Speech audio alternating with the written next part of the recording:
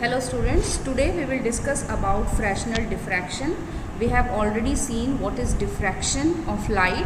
So what is diffraction of light? Spreading or bending of the light around the corners of an obstacle into the region of geometrical shadow of the obstacle is known as diffraction. And the diffraction of light can be studied in two classes. First is the Fresnel class and second is the Fraunhofer class of diffraction. Fraunhofer class हम already कर चुके हैं. Now we will discuss about the Fresnel class of diffraction. So this is the difference between the Fresnel class and the Fraunhofer class of diffraction. In case of Fresnel diffraction, the source of light or the screen or both are at finite distances from the obstacle. लेकिन Fraunhofer diffraction में क्या होता है, जो या तो दोनों source और लाइट जो है they are at infinite distances from the aperture और the obstacle causing the diffraction. तो इसीलिए हमने देखा था फ्राउनहोफर क्लास में कि हमें लेंस यूज़ करना पड़ रहा था, convex lens which was in between source and the obstacle, and then one more lens was used between the obstacle and the screen. So in the second point, no lens is used in producing the diffraction pattern in case of Fresnel class, but in case of Fraunhofer diffraction, the lenses are used in producing the diffraction pattern. Next point is the wavefront which is involved in the Fresnel class is spherical or cylindrical wavefront, but in case of Fraunhofer diffraction it is the plane wavefront. And all the secondary wavelet in the plane are in the plane of aperture and are not in the phase. Means जो भी secondary wavelet obstacle पे जाएंगे तो these the secondary wavelets are not necessarily in the same phase. But in case of Fraunhofer diffraction, we consider that each point on the wavefront which is coming on this obstacle are initially in the same phase. Now fifth point, the resultant intensity at any point in the diffraction pattern is obtained by interference of the secondary wavelets originating from all the points in the exposed wavefront in the plane of aperture. तो इसमें क्या होता है कि suppose this is a slit and every point on the wavefront is the source of the secondary wavelets. So these secondary wavelets will undergo interference and they will produce the diffraction pattern.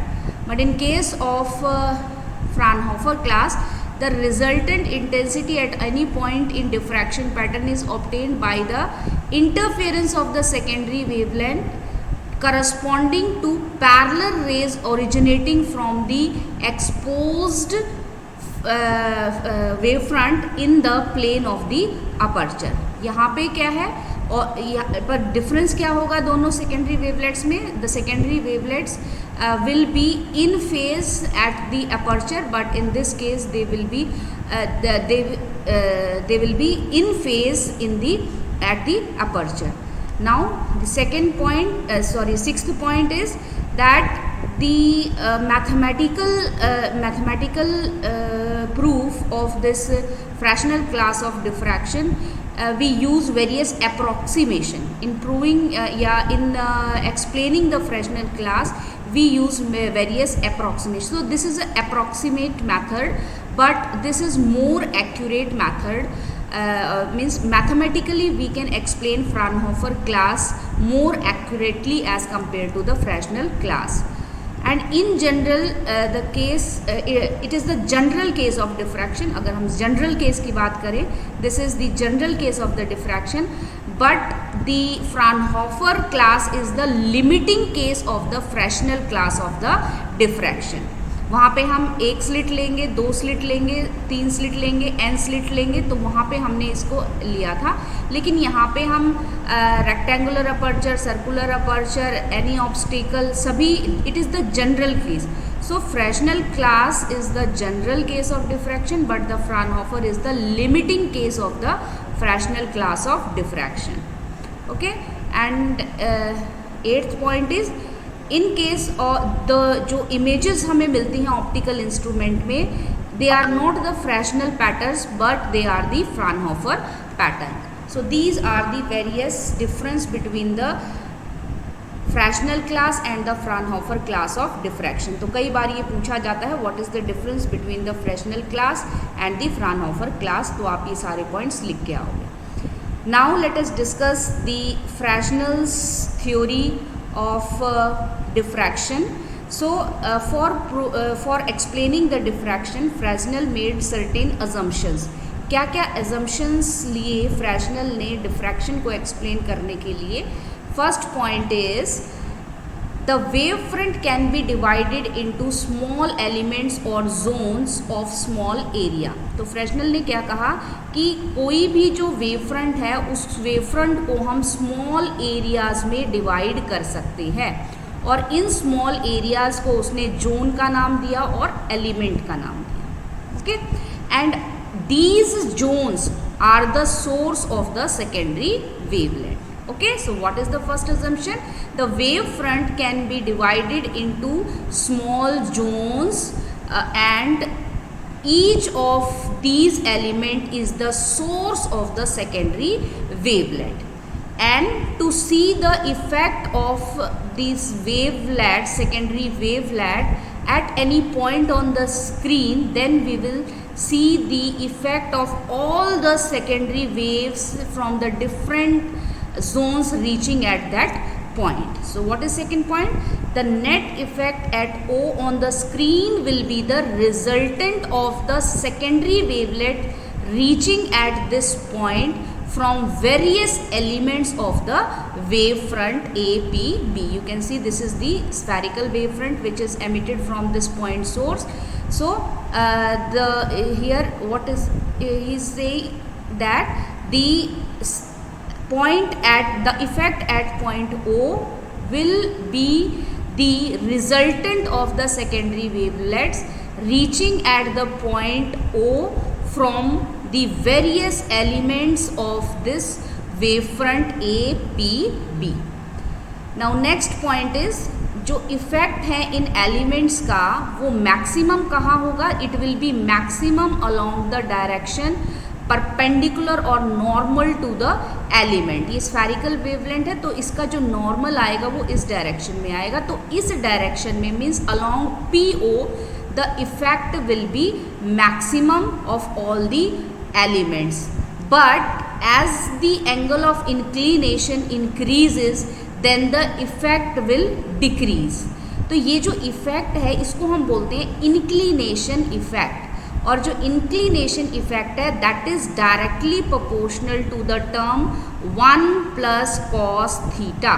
तो यहाँ से आप देख सकते हो कि अगर ये थीटा की value it is equal to 0 degree, then what is this value? This value is 2 because cos 0 is 1.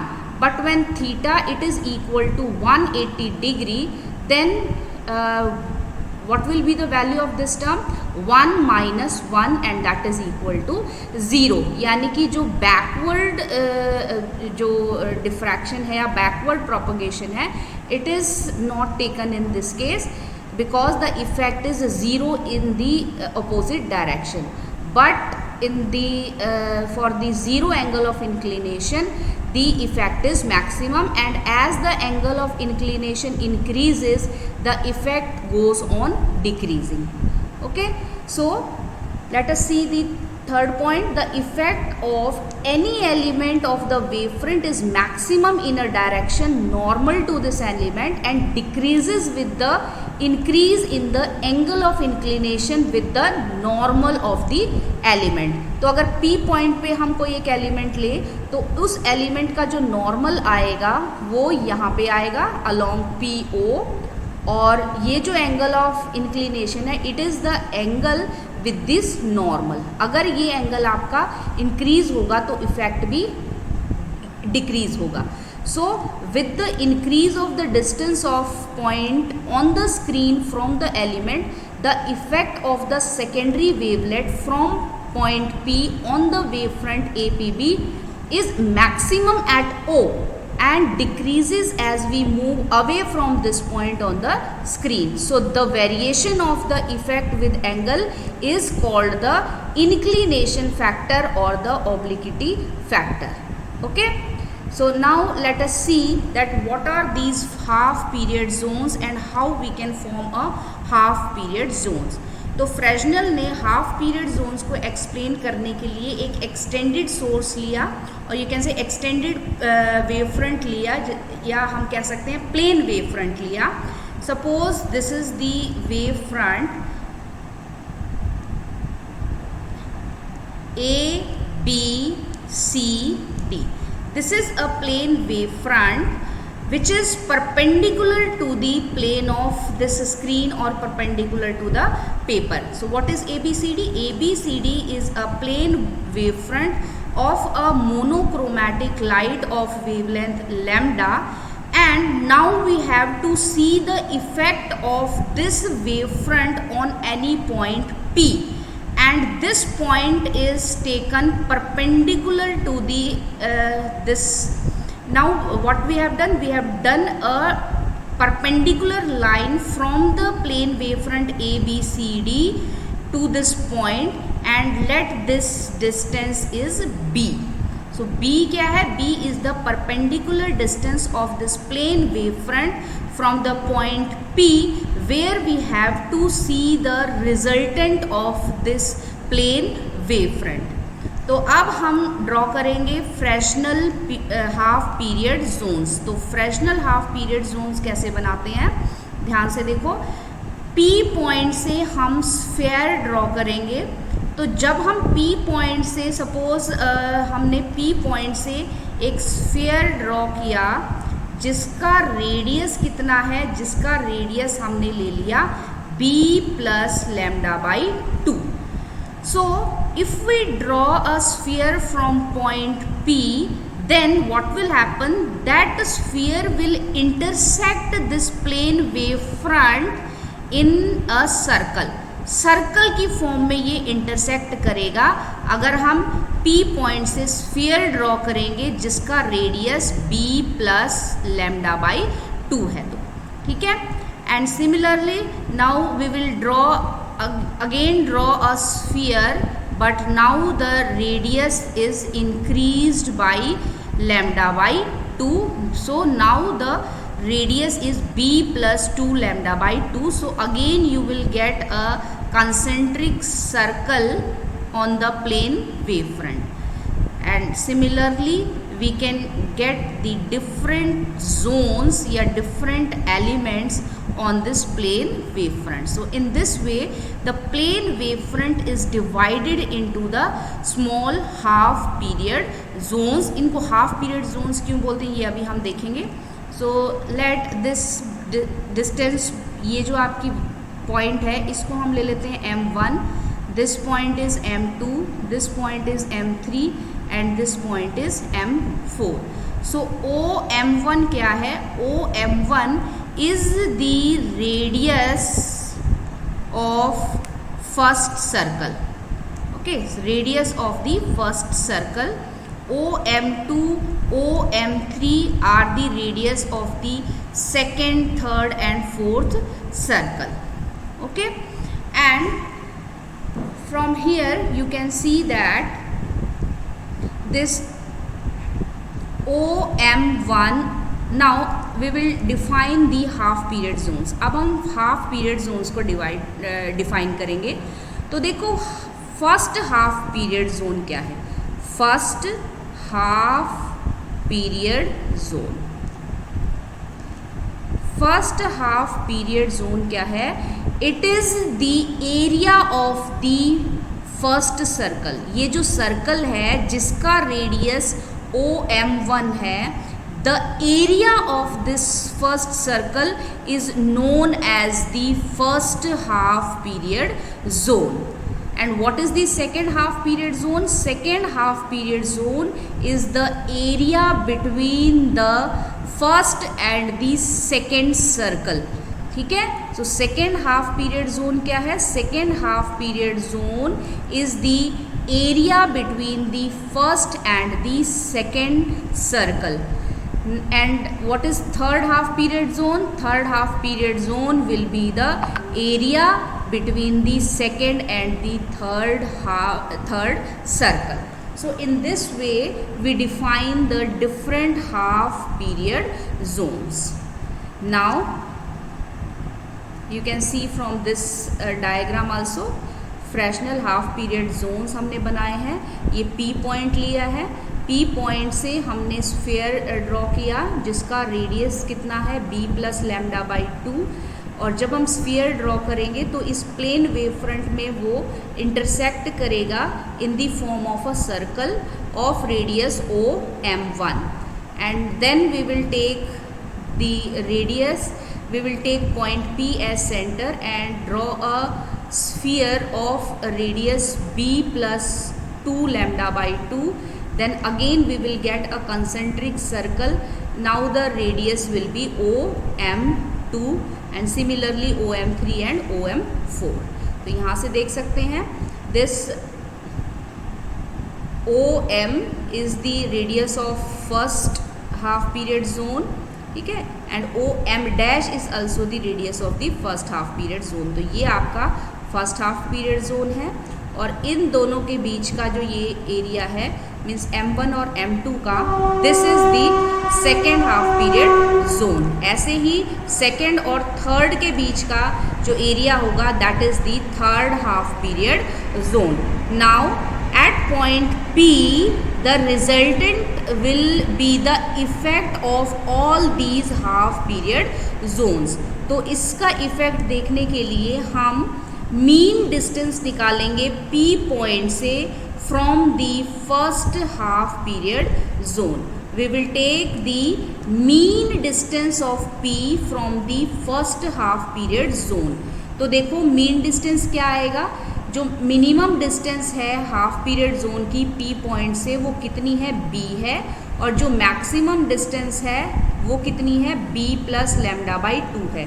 तो मीन डिस्टेंस क्या आ जाएगी, B plus lambda by 2 divided by 2. So we will get B plus lambda by 4. So this is the mean distance of P from the first half period zone.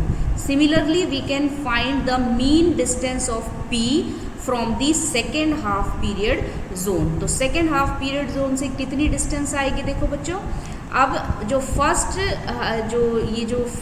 First circle की boundary है और जो second circle की जो boundary है उन दोनों distances का हम मीन ले लेंगे. तो अब क्या आएगा, B plus lambda by 2 plus B plus 2 lambda by 2 divided by 2. So now you will get B plus कितना हो गया, 3 lambda by 4. Okay, similarly we can calculate the mean distance for the third half period zone and that will be equal to B plus 5 lambda by 4. And for the fourth half period zone the mean distance of P from the fourth half period zone will be B plus 7 lambda by 4. Okay, now let this mean distance from the first half period zone be X.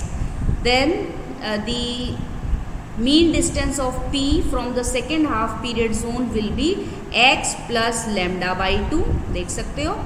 And for the third it will be X plus lambda, and for fourth it will be X plus 3 lambda by 2 and so on. तो आप देख सकते हो कि जो mean distance है दो half period zone का, अगर इनका डिफरेंस लें तो वो कितना आ रहा है, लैम्डा बाई 2 आ रहा है. चाहे आप ये डिफरेंस लो चाहे आप ये डिफरेंस लो, ये सारा डिफरेंस कितना आ रहा है, लैम्डा बाई 2 का. सो यानी कि जो मीन डिस्टेंस है P पॉइंट का from the first half period zone is lambda by 2. From second half period zone it is lambda by 2 and so on. So now you know that the lambda by 2 corresponds to a time period of t by 2. So that is why this zones or elements are known as the half period zones. Clear? ये बात clear हो गई. अब हम बात करेंगे P point पे resultant intensity कितनी होगी. तो उसको निकालने के लिए हम पहले रिजल्टेंट एम्पलीट्यूड निकालेंगे, और रिजल्टेंट एम्पलीट्यूड निकालने के लिए हमें पहले डिस्प्लेसमेंट लिखनी पड़ेगी P पॉइंट पे due to the first half period zone, due to the second half period zone, due to the third half period zone. तो for this let us write the displacement at point P due to the first half period zone. तो ये हमने wave equation लिखी है. Here A1 is the resultant amplitude of all the secondary wavelet which are coming from the first half period zone. So this is the displacement at P due to the first half period zone. So A1 क्या है? It is the amplitude of the resultant wave at P due to the first half period zone. Lambda is the wavelength of the wave, v is the velocity of the wave, omega is the angular frequency of the wave, and phi क्या है? Phi is the phase difference between the vibration at point O and P. Means जो O point से P point में जितना phase difference आया waves के बीच में, वाइब्रेशंस के बीच में, that is phi.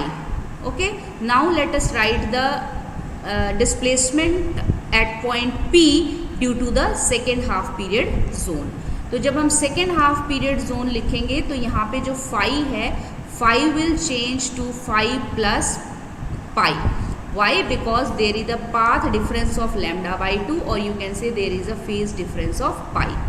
And you know that sine of theta minus pi, it is equal to minus sine theta. तो हम क्या लिख सकते हैं? y2 can be written as minus a2 sine omega t, where what is a2? a2 is the amplitude of the resultant at P due to the second half period zone. So similarly we can write the displacement at point P due to the third half period zone, due to the fourth half period zone, and the total displacement at P due to all the half period zones will be the sum of all the displacements from the different half period zones. So here you can see that sine omega minus phi is common. Okay, so what you will get? You will get A1 minus A2 plus A3 minus A4 and so on. So this is the resultant amplitude at point P. Now this resultant amplitude at point P, it depends upon three factors. First factor is area of the corresponding zone. Second factor is the mean distance of P from the corresponding zones. And third factor is the obliquity of the rays reaching at P from the corresponding zones. Now we will discuss these factors one by one. Let us discuss the area factor, effect of the area factor on the amplitude. So for this we will take the area of the nth zone. ये हमने बनाया है, this is the n minus 1th zone, and this is the circle for the nth zone. So ये आपकी क्या है? This is the nth zone. nth zone किस किस सर्कल के बीच में आएगी? जिसका रेडियस Rn-1 है और जिसका रेडियस Rn है. तो अगर इसका एरिया कहूँ, what will be the area? It will be equal to pi Rn square minus Rn-1 square. Okay, so from this figure you can see this is Rn. Okay, this is Rn. So from this triangle, अगर हम ये triangle लें तो इस triangle से हम Rn की value निकाल सकते हैं. ये डिस्टेंस b है और ये जो डिस्टेंस है ये क्या है? b प्लस n लैम्डा है. तो यहाँ से हम निकाल सकते हैं Rn square. Rn square is b plus n lambda by 2 whole square minus b. Okay, now we will open this square and cancel the terms. तो यहाँ से आपका क्या आएगा? देखो, जब आप इसका स्क्वायर ओपन करोगे, B square plus N square lambda square by 4 plus B N lambda minus B square. तो बी स्क्वायर से बी स्क्वायर कैंसिल हो गया, और this term is very small because wavelength of light is very small. So the square of the small value will also be very small, so this term can be neglected. So we will have this value. So n b lambda is the square of the nth radius. Okay, now similarly we can find out the value of rn minus 1 square, and बस इसमें n की जगह minus n put कर दो. This will give you the value of rn minus 1 square. Now we will put the value of rn and rn minus 1 square in this relation. So we will get the area of the nth half period zone as pi b lambda. तो अब देखो बच्चों, ये जो area है ये n पे depend नहीं कर रहा है. ये इसका मतलब क्या है, जो एरिया है सभी हाफ पीरियड जोन का वो क्या होगा, इक्वल होगा. So thus the area of nth half period zone is independent of n and therefore area of all the half period zones are equal.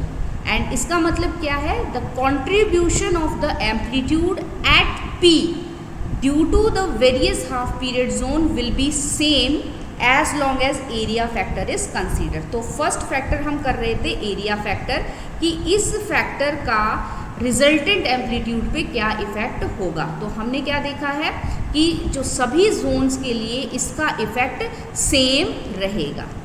Okay, now let us see the second factor, that is the distance factor. And what is this distance factor? The amplitude of the wave reaching at point P from a half period zone depends on the distance traveled by the wave.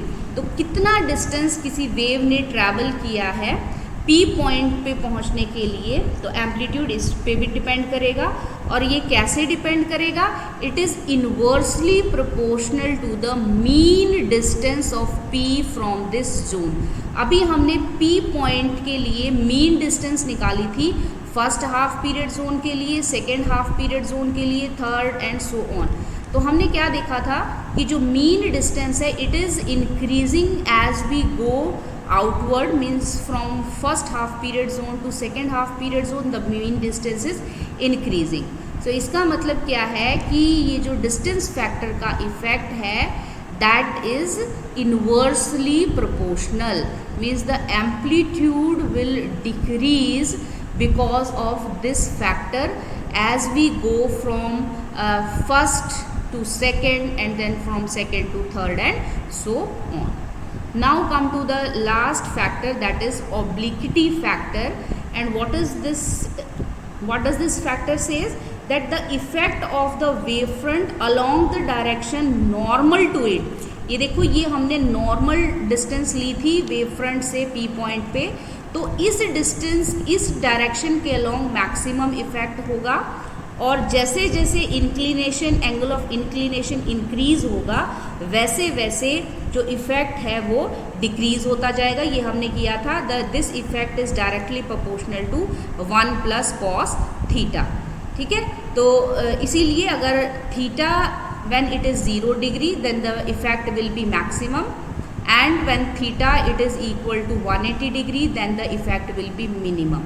So that is why जो हम linear straight line path of light बोलते हैं, light आगे की तरफ ही move करती है, पीछे की तरफ मूव नहीं करती है. तो यहाँ से ये प्रूव भी हो रहा है कि for 180 degree the effect is 0. So this is the obliquity factor. तो बच्चों, हमने देखा कि 3 फैक्टर हैं और तीनों फैक्टर का इफेक्ट जो है अलग अलग आ रहा है. तो जब हम इन तीनों फैक्टर को कंबाइन करके देखेंगे तो हम क्या कह सकते हैं कि if we take into account all the 3 factors we conclude that A1, A2, A3 जो कि एम्पलीट्यूड है first half period zone, second half period zone, third half period zone का, वो कॉन्टिन्यूसली डिक्रीज कर रहा है.